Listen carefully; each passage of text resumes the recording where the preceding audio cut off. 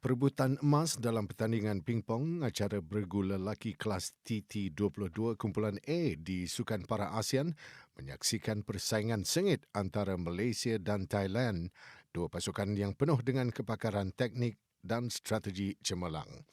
Wakil Malaysia Jinatul Fahmi dan Muhammad Hazlin memperagakan kemahiran luar biasa dalam mengendalikan bola, memanfaatkan kecepatan dan kelincahan mereka. Set pertama, Thailand mendominasi dengan serangan agresif, mengakhiri set dengan keputusan Malaysia 5, Thailand 11. Pada set kedua, Malaysia semakin mengasah strategi mereka namun Thailand tetap unggul dengan keputusan Malaysia 9, Thailand 11.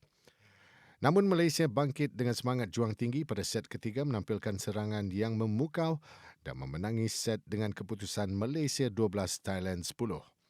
Set keempat pula menyaksikan Malaysia mengukuhkan serangan mereka, memperlihatkan keyakinan yang semakin meningkat dengan keputusan Malaysia 11, Thailand 4. Pada set penentuan, Malaysia mempamerkan kekuatan mental yang luar biasa dan kelajuan serangan yang berkesan akhirnya menutup perlawanan dengan kemenangan 12-10.